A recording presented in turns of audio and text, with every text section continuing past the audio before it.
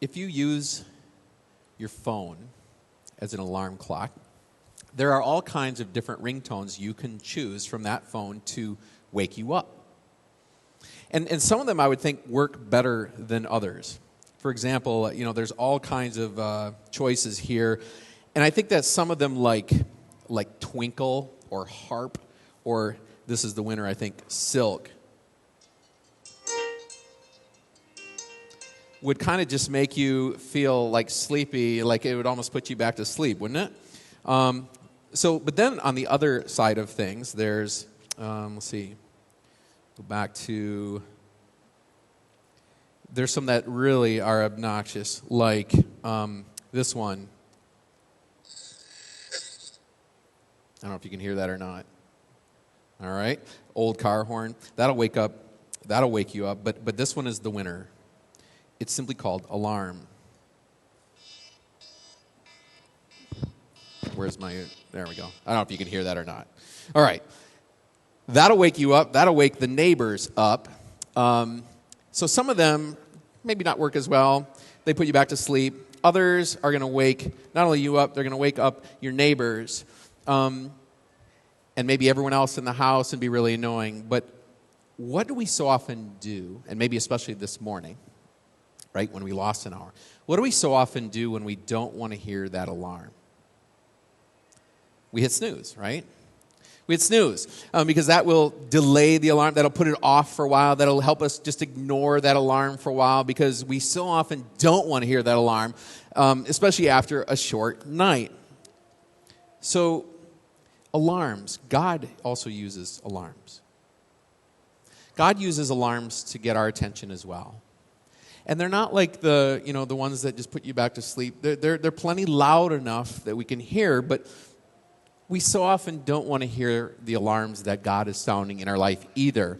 We often don't want to hear what He's calling us to think about, what He's waking us up to realize. And so we come up with all kinds of ways that we can ignore those alarms or just press snooze on it.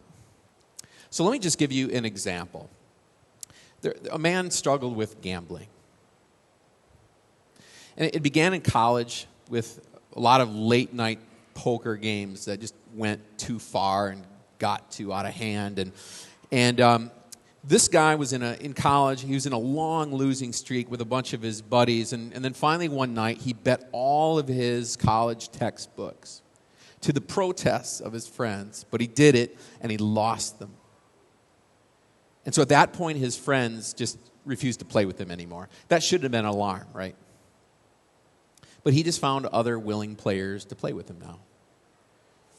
And so the debts mounted. He lost more than he won, but nothing thrilled him like the roll of dice or like a new hand of cards. And he kept losing, and he would lose more than he would win. And the debts mounted up and got worse and worse. And finally, he had to drop out of college. The alarm was sounding. Well, he was able to keep his gambling secret when he got married. Now, she knew that he liked to play cards now and then, but really didn't know anything about all of this. And then one weekend she was gone for the weekend on a trip, and he just went on a betting frenzy and lost $2,000, cleaned out their savings. When she returned home and discovered what he had done, she left without even unpacking her bags and went to her sister's house until he agreed to her ultimatum. The alarm sounded. So he joined a support group, and it helped. But he still struggled. He couldn't watch sports on TV without being tempted to place an online bet. And then he lost his job. So he went back to the casino. But when he came home, he found a note from his wife. But she was gone.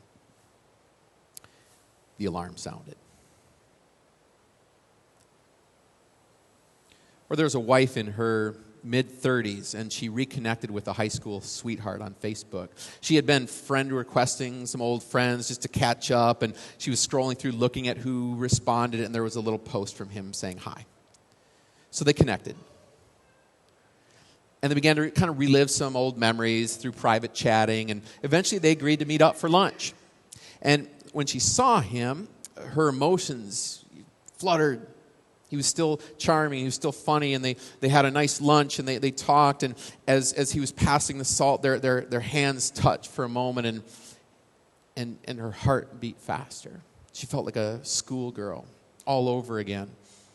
More alive than she had for a long time. And just had this wonderful time at lunch. She went home. And as she was coming through the front door, she kind of bumped into that table by the front and knocked a picture down, and she put her stuff down, and as she put that picture back up, she was looking into the faces of her and her husband and her 3 little kids who were all making funny faces at the camera. The alarm sounded. College student receives his grades in the mail. His partying ended up making him flunk out of school. High school girl holds a pregnancy test and waits for the results with trembling hands. The alarm sounds.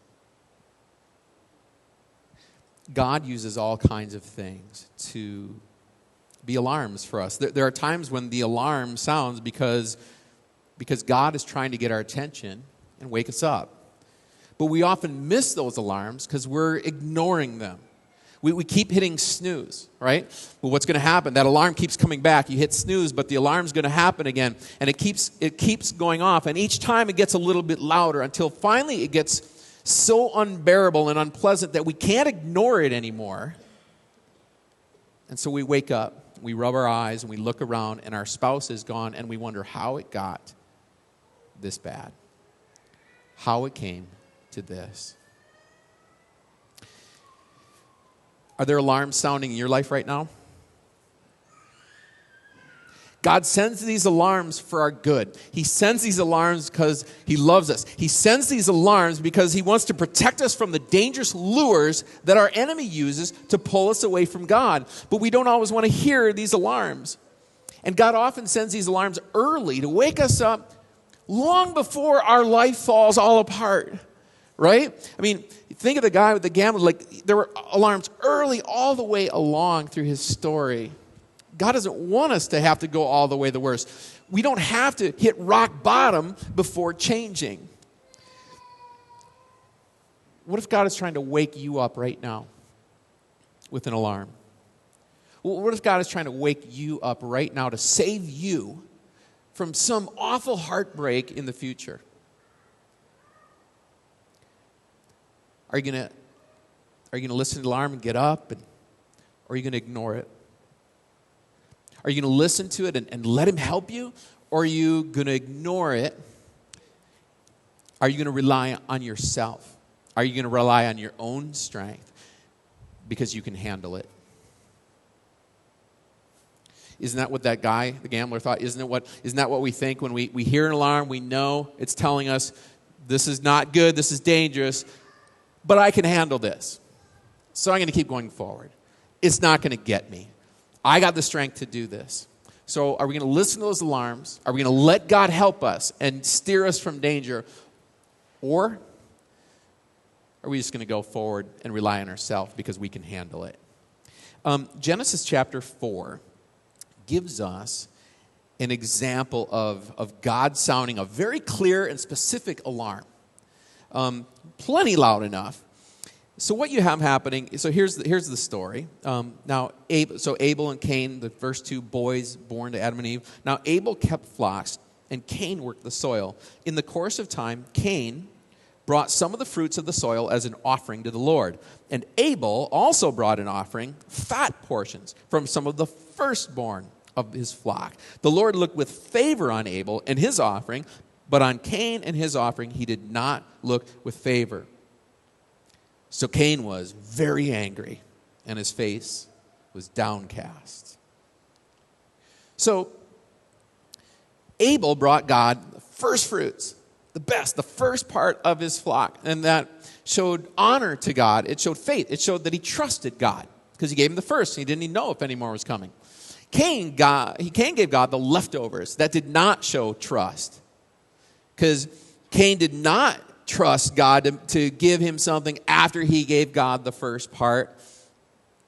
So Cain made sure he took enough for himself first before he brought something to God. So Cain's offering did not show that he trusted God. And so the Lord was pleased with Abel's offering, but not pleased with Cain's offering. And that made Cain angry. He was jealous of his brother. He was discouraged, downcast. He was upset. So the danger level was high right now, right? Already not trusting God, does it his own way.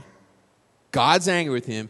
He gets angry back. Danger level in the relationship is high. God saw that, and God warns him. Here's the warning. Verses 6 and 7. Then the Lord said to Cain, "Why are you angry? Why is your face downcast? If you do what is right, will you not be accepted?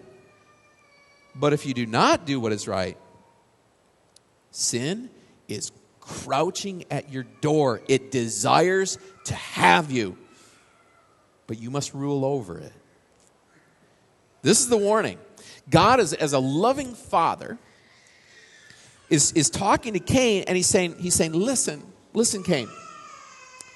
It's not too late. It's not too late. I know you're discouraged. I know you're disappointed. I know you're downcast. I know you're upset. I know that my response isn't what you wanted. I know that things haven't turned out the way that you hoped they would turn out. Okay? I know you're angry.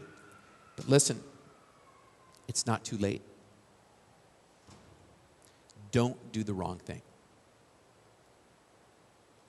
Don't do the wrong thing. You will regret it for the rest of your life. You still have the opportunity to do the right thing. And if you do, everything will be okay. Like, everything will be okay. But Cain, listen, be careful, because there is a raging lion, a roaring lion, a raging beast crouching behind that door, ready to pounce on you, wanting to just destroy your life. Satan is just waiting to sink his hook into you, his claws, his teeth, and you are no match for him. So Cain, be careful here. Because if you don't do what's right, if you open that door, that beast that desires to have you is going to have you. That beast that desires to have you is going to pounce on you and tear you apart. Listen, Cain, if you open that door, you're going to find that what's on the other side of that door is a decision that is going to ruin your life. And you know what? It's going to ruin like generations of your family. So relax a little bit here. Think about this. And realize that what's on the other side of that door has the power to destroy you. And that's exactly what it wants to do. Like the alarm is going off. Like God couldn't have sounded a louder and clearer alarm here to Cain. What does Cain do? He hits snooze. He ignores it. He ignored the alarms, and he opened the door. He relied on himself, his own strength, to defeat that beast waiting to pounce on him, crouching and waiting. And it pounced on Cain, and it tore him to shreds. Here's the story. Then the Lord, I left it. Okay, then he said to his brother, let's go out into the field. While they were in the field, Cain attacked his brother Abel and killed them. Then the Lord said to Cain, "Where's your brother Abel?" "I don't know," he replied. "Am I my brother's keeper?" The Lord said, "What have you done?" "Listen, your brother's blood cries out to me from the ground. Now you are under a curse and driven from the ground, which opened its mouth to receive your brother's blood from your hand. When you work the ground, it will no longer yield its crops for you. You will be a restless wanderer on the earth." Cain ignored the alarm. He refused God's help. He relied on himself.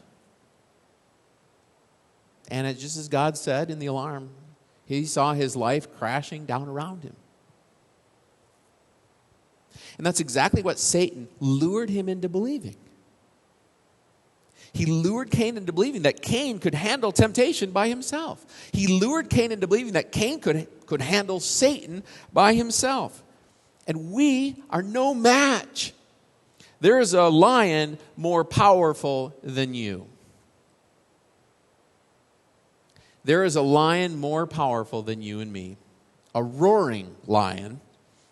Peter writes, as we heard earlier, be alert and of sober mind. Your enemy, the devil, prowls around like a roaring lion, looking for someone to devour. There's a lion more powerful, and it wants to kill you. So don't be lured into believing that you can handle this lion by yourself. Don't be lured into believing that you can handle sin by yourself. Because if we think that we can keep our sin under control, we're lying to ourselves. But when it's just little, right? Just little poker games, or it's just little this, it's little that. We think, oh, it's little. I can keep control of this. I can handle this. But what does sin do? It grows. It escalates. Sin always escalates. It always gets worse. It leads always to death. Sin might start out small or seemingly small, but it grows. And if we think we can handle it by ourselves, if we rely on ourselves to be able to handle that, that lion is going to rip us to shreds. We're going to find out differently. So let me just give some examples of just how that looks. In pre-marriage counseling, when I've taken couples, all the couples I've ever taken through pre-marriage counseling, or just any advice I've ever given to people before they get married, I have never, ever, ever heard a man say, oh, I just can't wait to get married. I just have a plan for my marriage.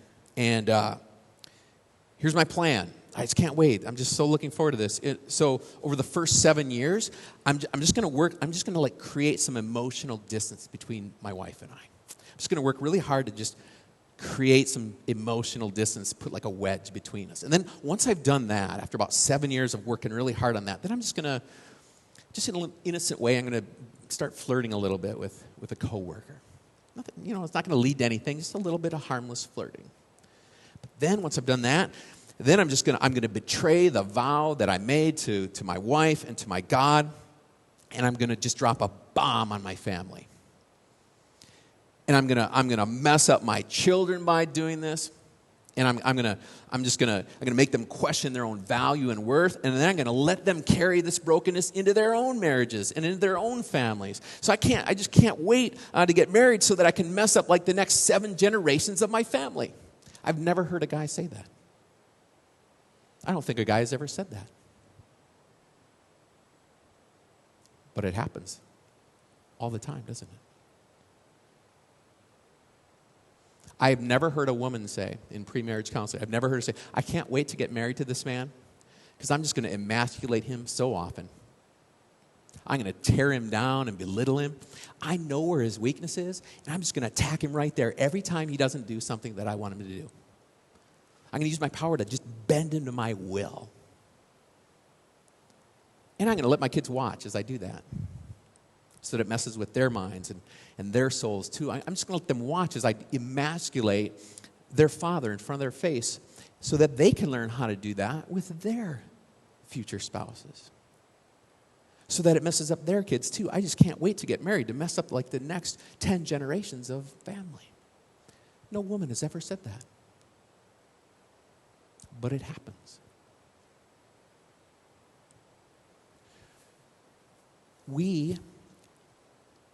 What we do is we make tiny little poor decisions, which lead to bigger poor decisions, which lead to bigger poor decisions. It's just a little bit of flirting, not going to hurt anybody. It's just a little pill to take the edge off. Just a little drink to calm my nerves. Just a chat room, I'm bored. Just tiny little decisions we make in life that, as they escalate, are going to end up wreaking havoc in our lives and wreaking havoc in our families. We think that we can master sin. We think that we can master sin because of our own strength, because we rely on ourselves. And Satan loves it when we think we can do this. Satan loves luring us with the pride of self-reliance, because we think we can master sin when it is going to master us. Absolutely. I just want to illustrate that a little bit with a TV show. I don't know if anyone of you saw this TV show in the mid-1990s. It was called When Animals Attack. And the show basically showed graphic footage of animals attacking human beings. And most often the human beings deserved it because they weren't treating animals with the sort of respect and fear that they should have been treating them.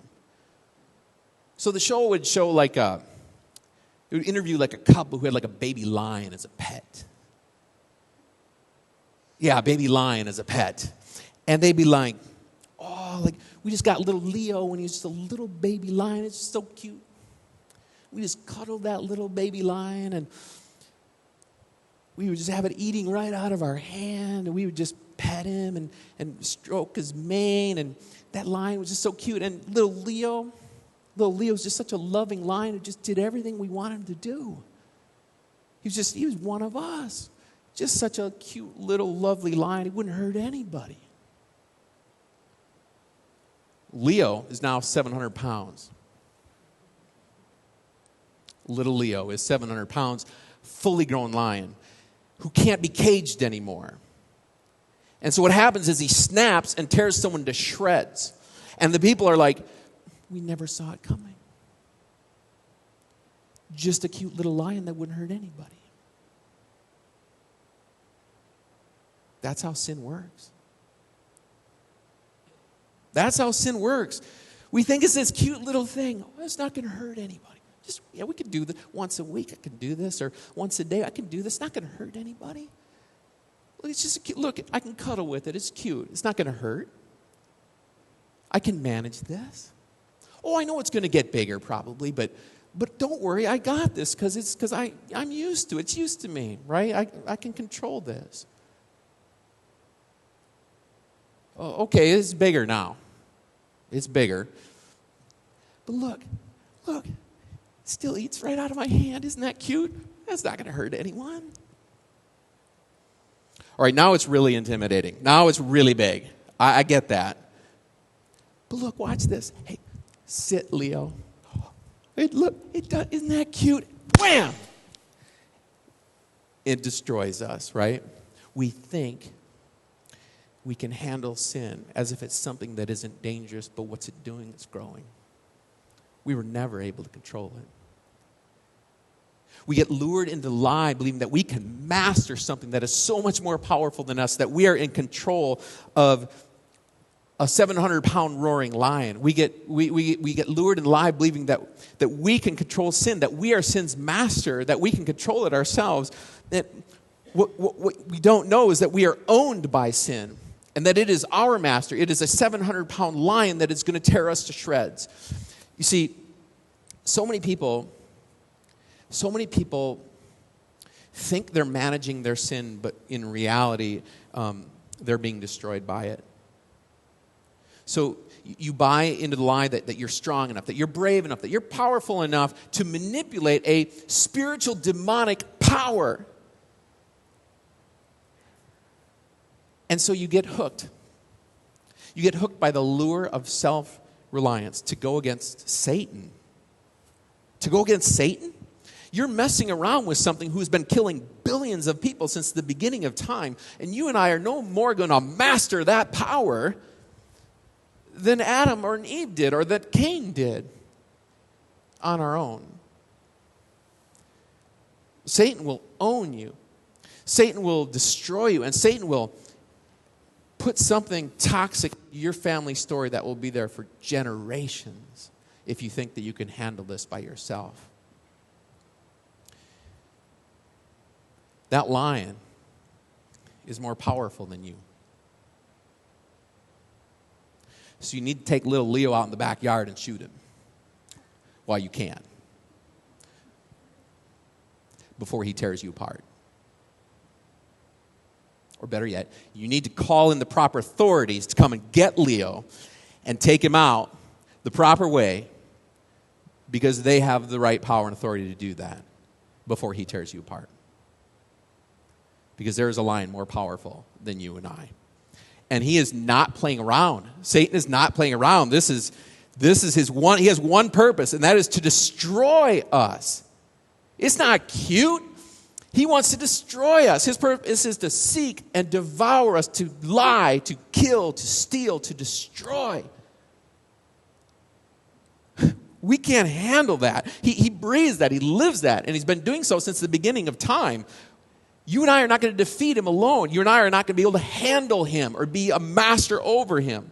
So turn him over to the one who can handle him. Turn him over to the one power who has authority to destroy him.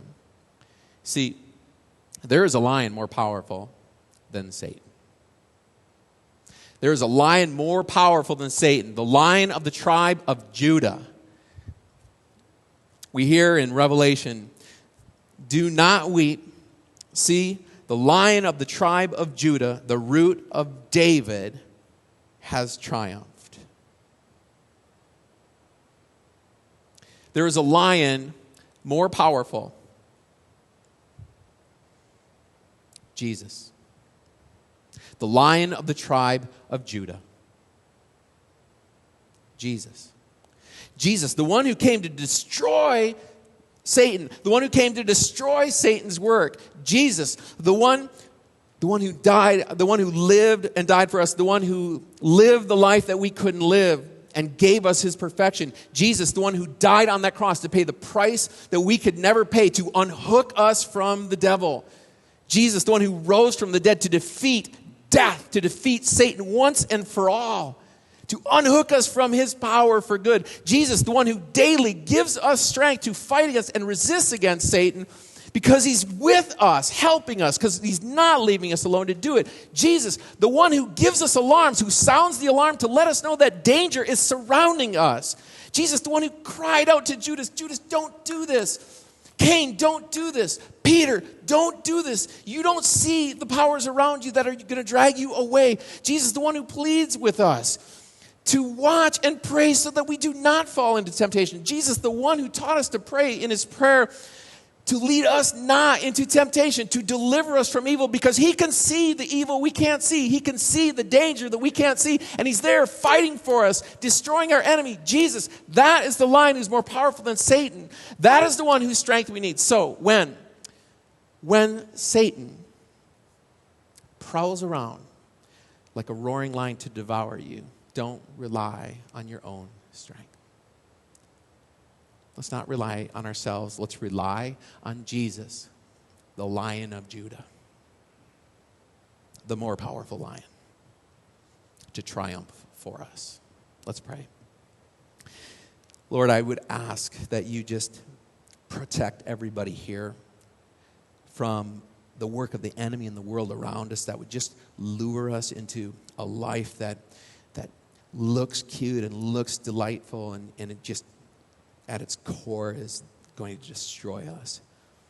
We can't see what you can see, so be our eyes and show us the danger around us and lead us away and protect us from it. Help us always to rely on you, because in you we have all we need. In you we have redemption. In you we have life. And so, though the devil would make us think that we could do this on our own and rely on ourselves so that we are just going to be easy prey for him, help us never to wander down that path, but always to cling to you, because there we can never be defeated. So strengthen the faith of this people and protect them from evil, and just help us be a community of people in this world that would help each other live the kind of life that shows people there's a better way to live than what our enemy would suggest. So strengthen our faith and help us cling to you. In Jesus' name, amen.